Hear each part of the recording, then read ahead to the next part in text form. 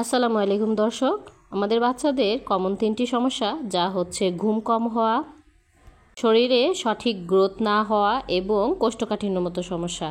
ইনশাল্লাহ এই খাবারে বাচ্চার 3 ধরনের সমস্যাই দূর হবে।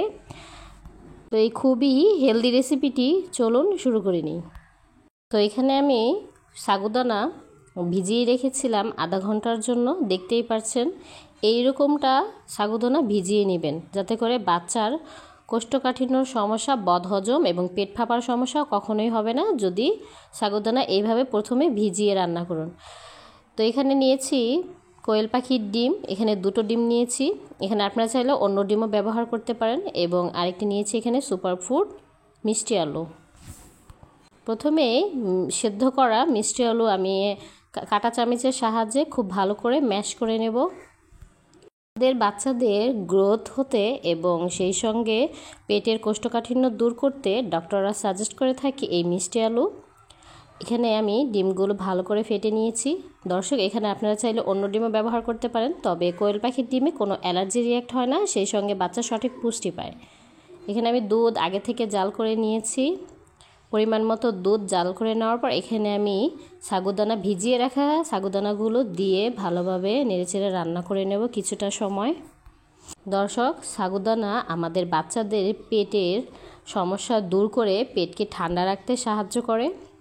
এখানে সাগুদানা বলক চলে এসেছে, কিছুটা সময় রান্না করে নিয়েছি। তো এই পর্যায়ে আমি দিয়ে এখানে ফেটে রাখা ডিমগুলো দিয়ে ভালো করে মিক্স করে নেব সাগুদানার সাথে। ডিমের দলা পেকে না যায় সেদিকে খেয়াল রেখে মিক্স করে নিতে হবে। তো মিক্স করা হয়ে গেলে এ পর্যায়ে দিয়ে দিব মিষ্টি আলু। ম্যাশ করে রাখা মিষ্টি আলুগুলো দিয়ে খুব ভালো করে মিক্স করে নেবেন।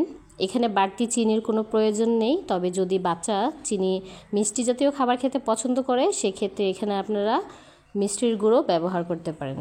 তো রান্নাটি আমার হয়ে গিয়েছে, আমি এই ঘনত্ব রেখে খাবারটি নামিয়ে নিয়েছি। আপনারা চাইলে এখানে আরও পাতলা করে খাবারটি নিয়ে নিতে পারেন।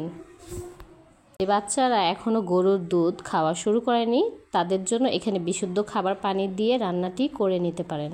ছোট বাচ্চাদের খাবারের শুরুতে বিসমিল্লাহ এবং খাবারের শেষে আলহামদুলিল্লাহ বলার অভ্যাস তৈরি করুন, এতে করে তারা সঠিক বরকতের খাবারটি খেয়ে নেবে।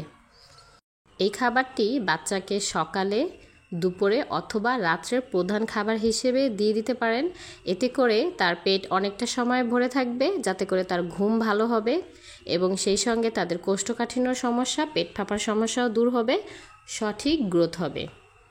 বাচ্চাদের সঠিক গ্রোথ এবং ব্রেন ডেভেলপমেন্টের জন্য এইরকম পুষ্টিকর খাবার বাচ্চাকে বাড়িতে অবশ্যই তৈরি করে দিন। বাইরের খাবার বাচ্চাদের দেওয়া অবশ্যই বন্ধ করে রাখুন। ভিডিওটি এত সময় দেখার জন্য অসংখ্য ধন্যবাদ।